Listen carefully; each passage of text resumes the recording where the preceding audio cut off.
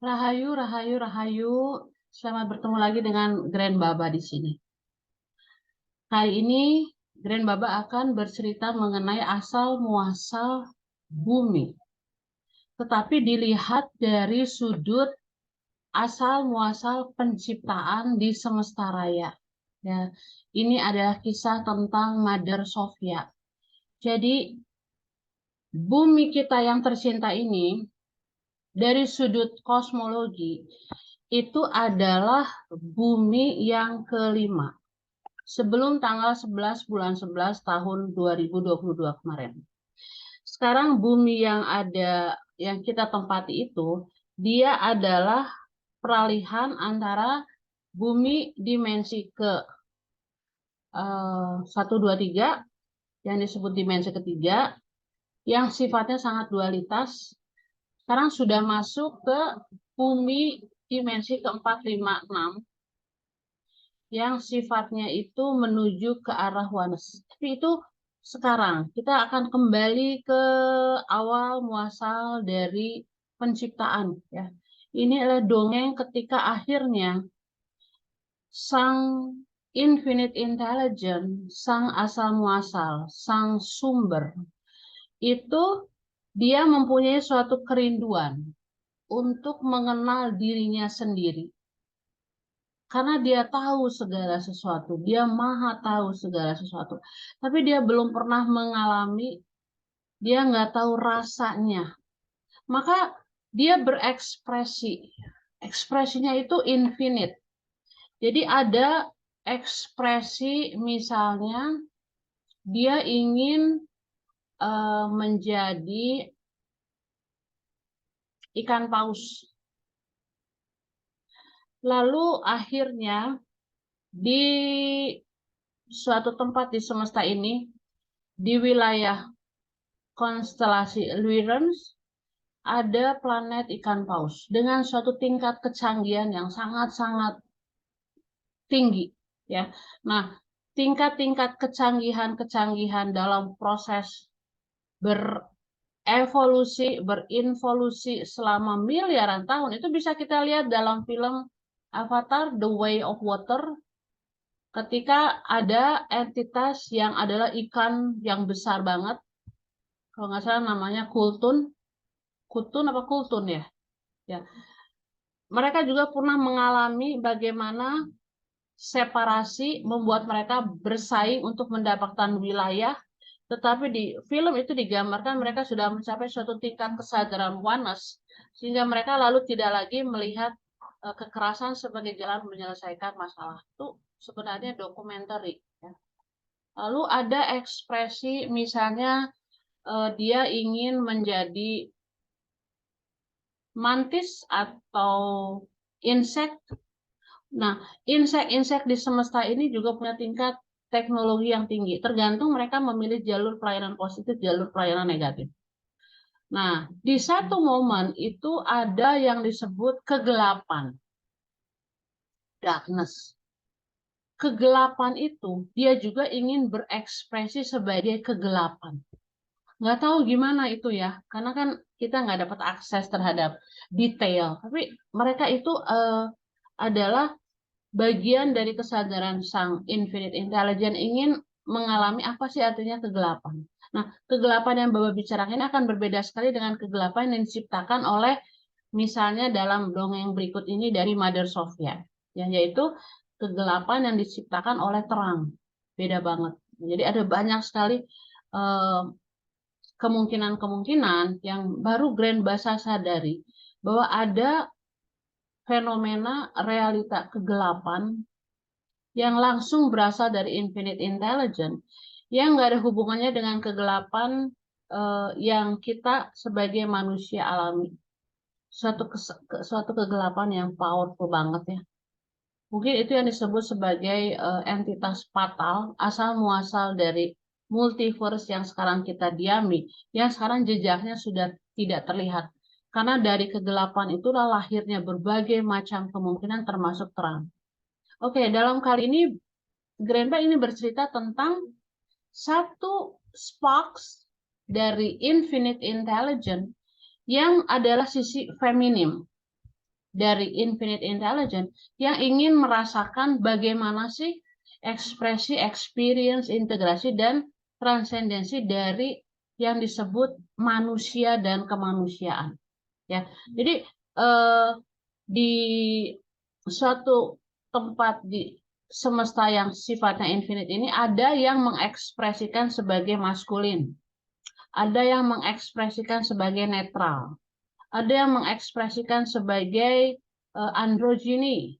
Nah, Mother Sophia asal muasal dari semuanya itu menginginkan mengekspresikannya itu melalui sisi feminim dalam bentuk manusia.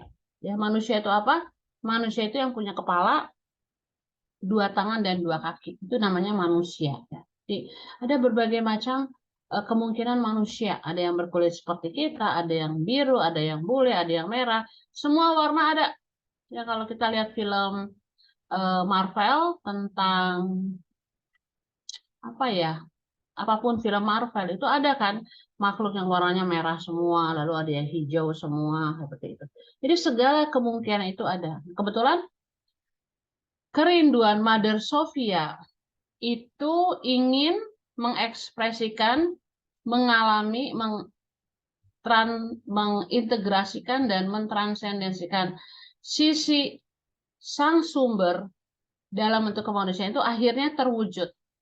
Nah, terwujud ya. Lalu akhirnya dalam cerita-cerita yang panjang itu, lalu Mother Sophia ini dia ditafsirkan oleh berbagai macam tradisi, peradaban, kebudayaan dengan berbagai macam mitos atau cerita.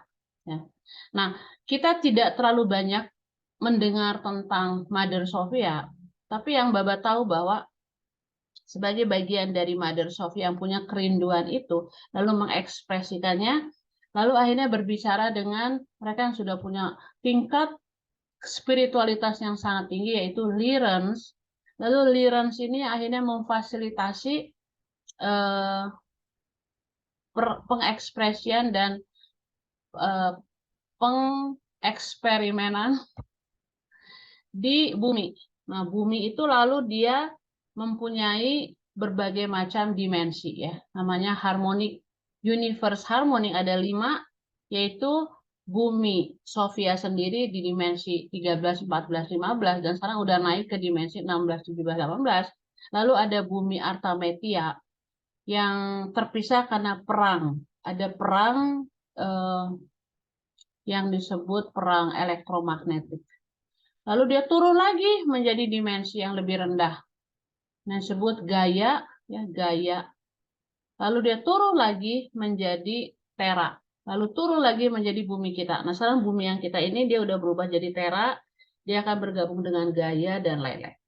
Ya, jadi dia suatu proses panjang miliaran tahun, minimal 4 miliar tahun.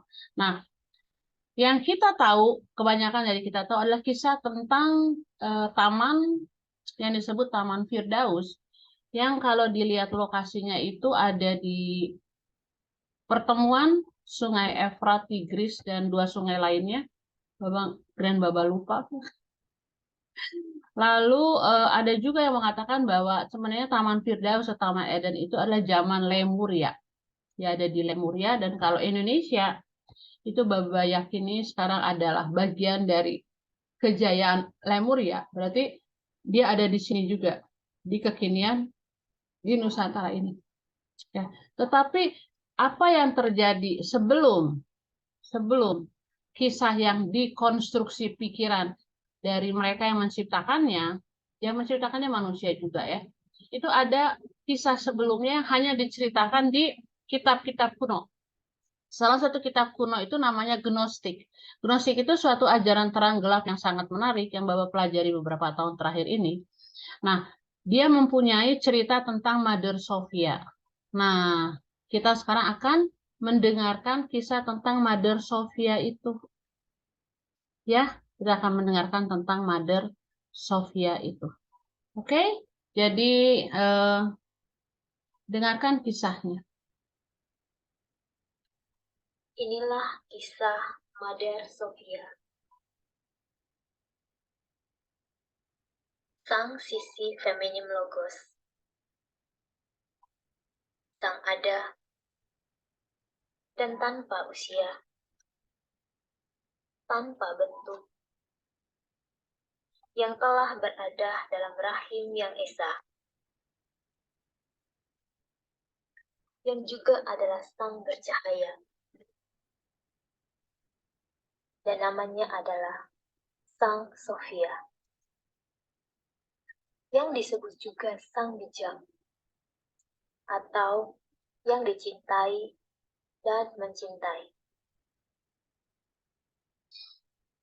Dialah Sang Cinta itu sendiri. Dia yang merindukan apa artinya menjadi utuh.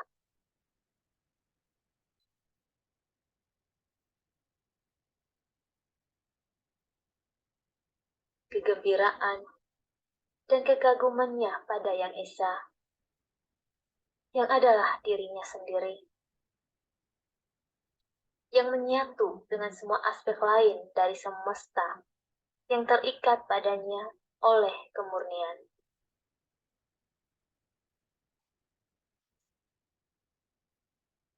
Kebahagiaan mendorongnya untuk merayakan keesaan itu dengan berekspansi, memperluas keesaan ini.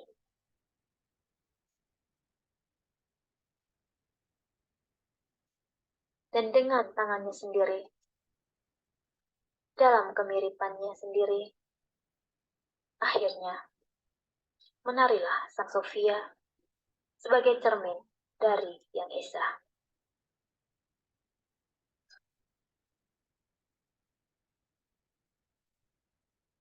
Dan terinspirasi oleh kebaikan dan kemuliaan,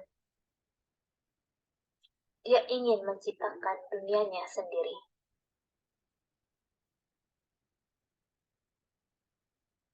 Dia hanyut ke dalam kekosongan saat dia merenungkan ciptaannya.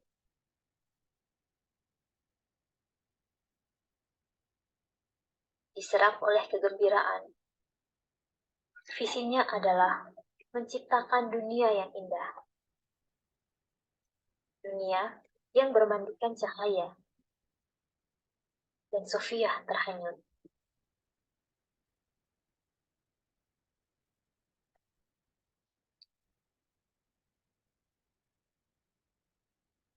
Dan dalam tarian terang dan gelap, sang kegelapan yang mengamati Sophia merasa ingin merusak cahaya murni itu.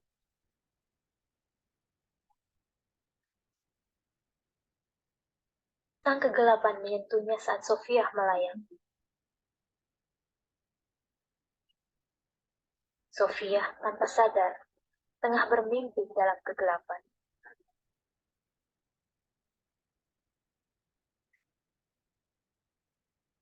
Saat itulah ketakutan dalam dirinya terbangun dan memicu. Kehidupan dalam mimpinya yang menjelma menjadi benih yang mengandung.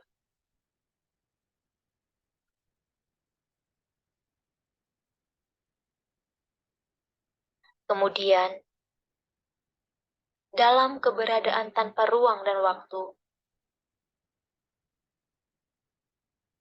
Sophia tiba di momentum kesadaran dan terkejut.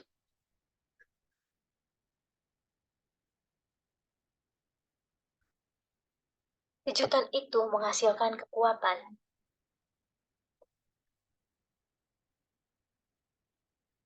Dan dari dalam dirinya keluar semburan materi yang berupa air dan mineral yang tak berbentuk di kehampaan yang gelap.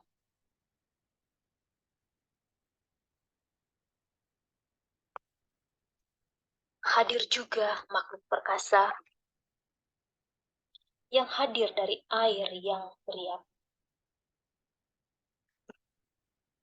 Dia muncul dan mengambil wujud manusia dengan kepala berbentuk singa.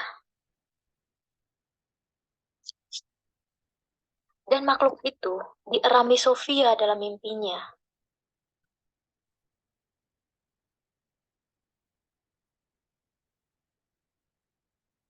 Akhirnya, dari mimpi di dalam kabut gelap itu, lahirlah seorang anak manusia yang lirih berkata, Yahweh.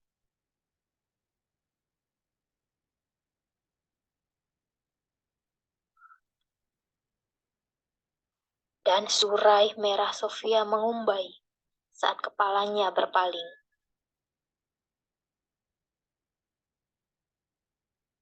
Sofia mengamati materi primordial tak berbentuk di sekelilingnya.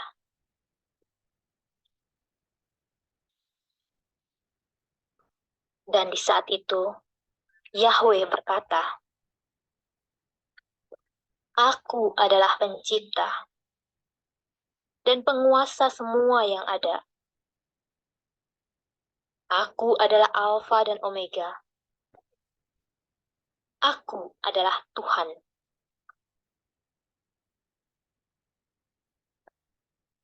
Sofia menatap anak sulungnya yang mewujud tanpa disengaja itu.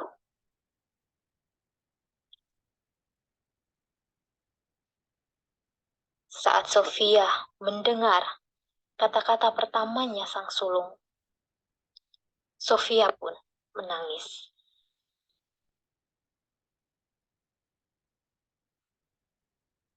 Putra sulung Sofia lalu mengumpulkan materi primordial menjadi toroidal dan melemparkannya dengan keras ke dalam gerakan-gerakan yang memisahkan air dari mineral.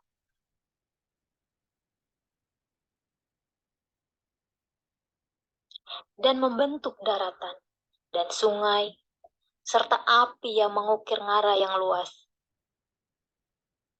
Dan menikmati letusan pegunungan.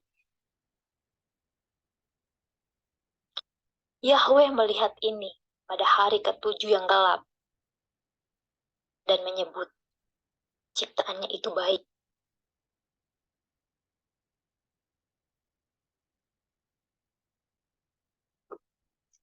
Sebaliknya, ibunya yang adalah Sofia hanya mampu menyaksikan dari kehampaan dalam kesedihan.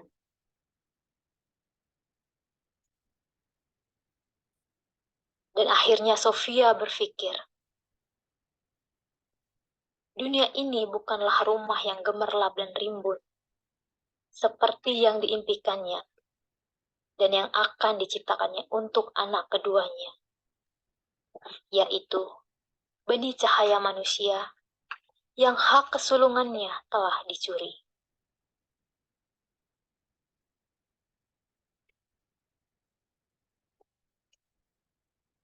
Sementara itu, dalam kegelapan, dunia menjadi dingin dan menusuk, serta keras. Sehingga tak ada makhluk hidup yang bisa berkembang.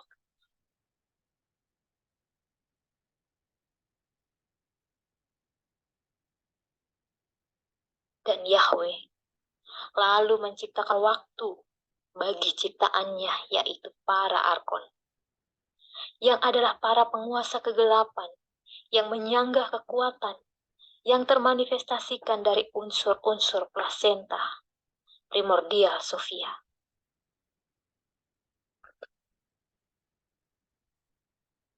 Kemudian, di suatu ruang berwaktu linear, Yahweh memanggil arkon untuk membanggakan kemuliaan besar dunia yang telah dia bentuk.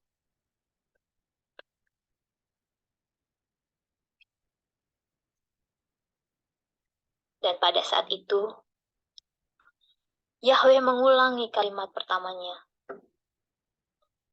Aku adalah pencipta segalanya. Aku adalah Alfa dan Omega. Aku Tuhan. Dan hal itu memicu Sofia yang akhirnya keluar dari persembunyiannya untuk membuat dirinya dikenal.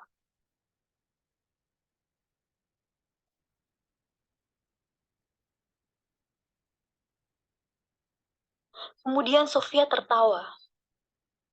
Dan dari suara tawa itu, lahirlah matahari yang menyinari planet-planet, termasuk Yahweh dan para arkon yang selama itu berputar dalam kegelapan.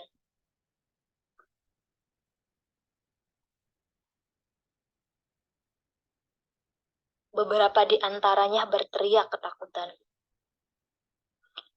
Beberapa gemetar kagum. Dan Yahweh membelalakan matanya saat Sofia mengambil bentuk sebagai cahaya di depan mereka.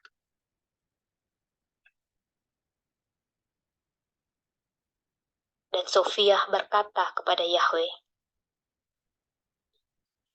"Kamu adalah dewa, karena kamu adalah putraku. Dan semua pekerjaanmu sesungguhnya hanyalah cetakan dari tanah liat rahimku.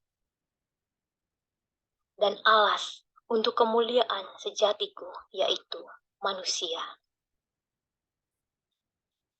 Jadi, semua yang dikerjakan Yahweh hanyalah cetakan dari tanah liat rahim Sofia. Dan alas untuk Sofia memuliakan ciptaan sejatinya yang disebut manusia. Dan memuliakan manusia yang adalah ciptaan sejatinya merupakan proyek utama Sofia.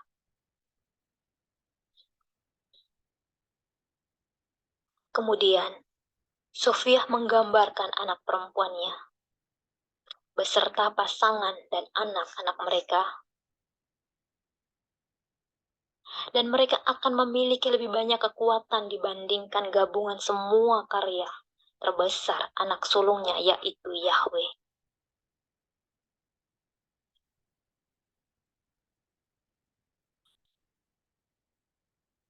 Dan Sofia berkata kepada Yahweh, "Meskipun engkau akan memperbudak manusia untuk sementara waktu di penjara materi milikmu, anak-anakku akan mengenalku. Dan kupelihara dan akan selalu berada dalam pelukanku setiap saat di dadaku. Dan suatu hari, mereka akan bangkit dan menghancurkanmu." Setelah itu, Sofia memasukkan dirinya ke dalam toroidal paling berair, yang paling biru dan paling selaras dengan cinta,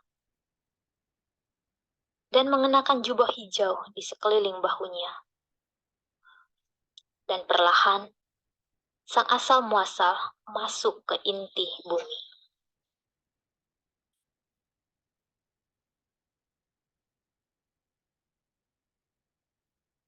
Dan sebelum dia berbaring di inti bumi yang terdalam, ia meneteskan setetes cahaya murni dari payudaranya dan membiarkannya jatuh ke karpet hijau yang subur.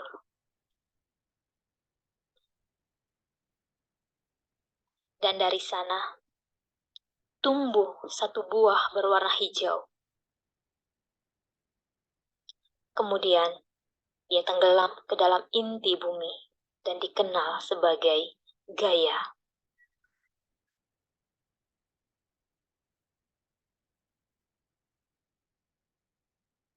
Dan dari mulut buah tersebut muncullah Eva, nan ilahi, yang adalah sang kebijaksanaan.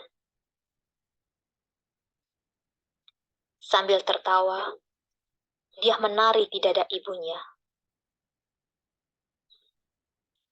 mengikuti bunga liar baru dan makhluk-makhluk yang merangkak dan terbang kemanapun Eva pergi. Setelah itu, Eva sang bijak, atas perintah ibunya, membuat sebuah taman yang dipenuhi makanan lezat dan obat-obatan. Dan taman itu menjadi tempat 4 sumber air bertemu untuk berbagi berita perjalanan mereka.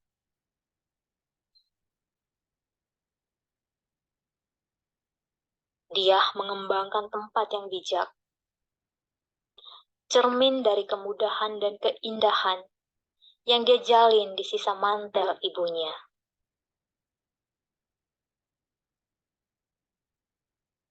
Dan di tengahnya, dia menempatkan dua pohon.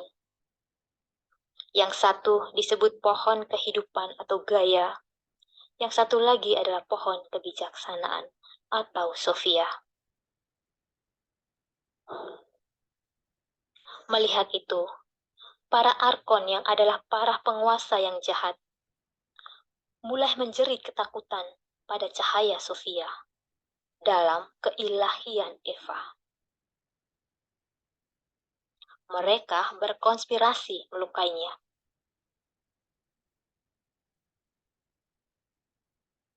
Dan selalu ada tarian keseimbangan. Banyak turunan Eva yang kagum atas pekerjaan sang bunda Sophia melalui Eva sang ilahi. Mereka adalah keturunan Eva sang Sophia. Mereka lahir dari rahim dan terpikat pada kebenaran dan cahayanya. Dan sejak saat itu, para arkon bersekongkol untuk menggagalkan ramalan Bunda Gaia tentang manusia. Jadi mereka menyusun rencana untuk membuat manusia buatan mereka sendiri, untuk menggantikan manusia ilahi. Dan dari tanah liat yang diludah, mereka membuat patung raksasa. Dalam bentuk yang mereka lihat diambil oleh Sophia. Dan menamakannya Adamas. Dan patung raksasa itu tergeletak tak bernyawa di tanah. Dia mengoceh tanpa pengertian dan tidak mampu berdiri.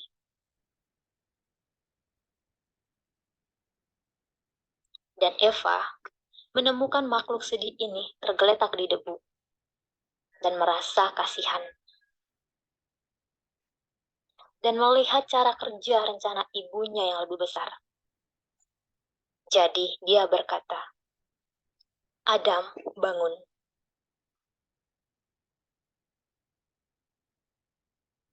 Dan napasnya memancarkan cahaya Sophia Gaia yang berasal dari dalam dirinya. Dan Adam melompat berdiri dan berteriak kegirangan. Aku hidup, serunya.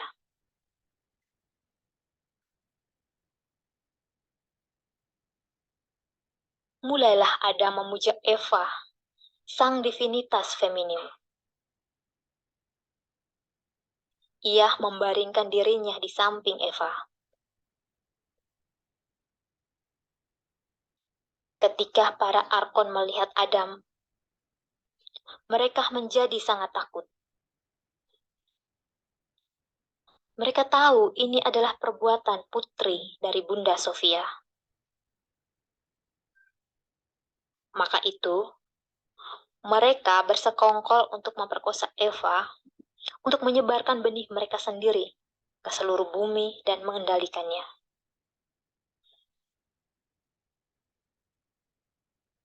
Dan Eva segera memahami rencana ini. Karena dia sangat mengenal Arkon. Eva tertawa. Dan dari tawaria itu, dia membentuk duplikat dirinya, yaitu Hawa duniawi.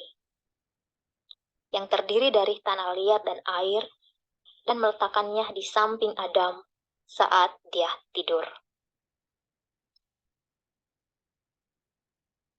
Kemudian Eva melarikan diri dan bersembunyi dalam pohon kebijaksanaan dan menjadi pohon itu.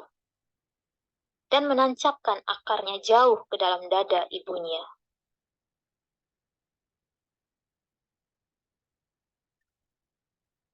Para arkon tak menyadari akan hawa duniawi yang berbaring di samping Adam. Akhirnya tertipu dan memperkosanya dan berharap menyebarkan benih mereka ke seluruh umat manusia untuk mengendalikan mereka. Dan saat mereka melakukan kekerasan, Eva membuka bibirnya dan mengucapkan kata-kata pertamanya. Apa yang ada sebelum kamu? Dan di saat itu, Arkon akhirnya tahu kalau rencana mereka sudah gagal.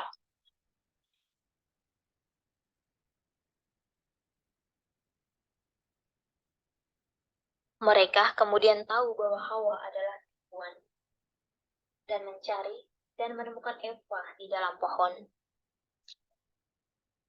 dan sedang menertawakan kebodohan mereka. Dan para Arkon takut pada taman itu. Dan mereka mengganti nama pohon kebijaksanaan menjadi pohon pengetahuan baik dan jahat. Dan melarang Adam dan Hawa memakan buahnya.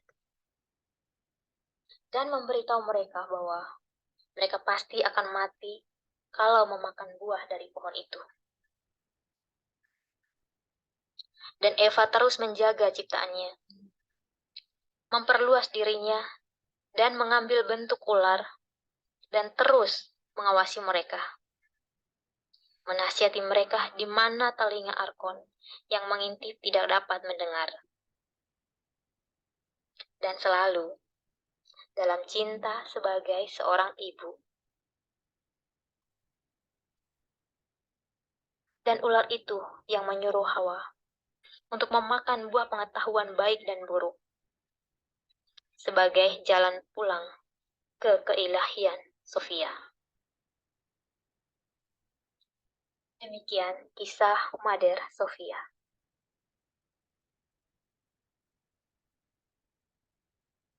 Baik, itu adalah salah satu cerita tentang Mother Sofia. Ya, Mother Sofia adalah sisi divinitas feminim sang sumber yang ingin berekspresi, dan dalam perjalanannya itu ditafsirkan dengan berbagai macam tradisi atau berbagai macam mitos, berbagai macam peradaban. Jadi banyak sekali ya yang dapat kita katakan bahwa dia adalah Mother Sofia nih ya. Sekarang Grandma akan kasih beberapa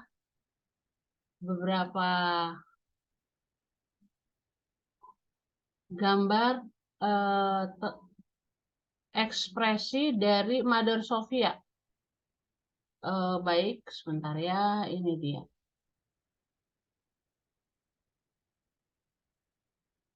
Ya, jadi berbagai macam ekspresi Mother Sofia itu dari momen ke momen tuh ada banget.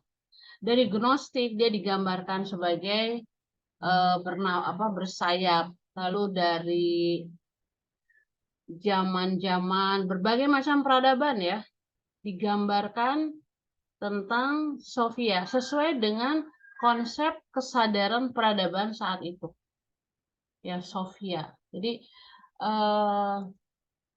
tujuan dari Grandma mengajarkan hal ini adalah bukan untuk mengatakan bahwa cerita ini cerita yang paling benar, enggak. Tapi mengajak anak-anakku semua itu untuk research, mencari kebenaran menurut versi masing-masing. Nanti dalam perjalanan cucu-cucu semua, nanti bisa mengalami sebuah fenomena di mana membawa pada berbagai versi kebenaran. Lalu pelajari semuanya. Hidup masih panjang, masih 30-40 tahun ke depan. Ya, channel ini memang dibuat untuk generasi muda yang masih kuliah atau yang berusia 25 tahun ke bawah. Perjalanan masih panjang, carilah kebenaran itu. Mulailah dengan pertanyaan. Jadi sebenarnya video ini Grandma buat karena ada seorang sahabat cahaya yang bertanya, kenapa Adam dan Hawa diusir dari Taman Eden karena makan buah pengetahuan. Sementara sang ular hidup enak di Taman Eden. Itu suatu penafsiran, itu suatu penafsiran. Tapi kalau kita belajar dari berbagai macam tradisi lama, lalu kita tahu bahwa misalnya dari kisah yang tadi Grenba bawakan itu pohon kebijaksanaan oleh sejarah, oleh para arkon, itu diubah menjadi pohon pengetahuan baik dan buruk. Lalu apel yang ditawarkan oleh ular yang adalah turunan dari Mother Sophia yang kita sebut sebagai Eva Sang Ilahi, itu lalu menawarkan, ayo kamu makan apel kamu sendiri. Jangan makan hasil kunyahan apel orang lain. Kamu harus mengalami kehidupan pahit, getir, manis, asam hidup kamu sendiri. Jangan percaya apa kata orang. Ya. Jangan percaya apa yang ditulis di buku. Jangan. Itu pengalaman mereka dan itu benar menurut mereka. Tapi menurut kita, dari hasil olahan kita, dari hasil eksperimen, research kita, yang kita integrasikan itu adalah ada yang sesuai dengan akal kita, sesuai dengan welas asih kita, lalu kita memformulasikan kisah kita menurut kita. Bisa mengambil sumber berbagai macam tradisi. Nggak usah membatasi satu tradisi yang benar, nggak usah. Banyak tradisi.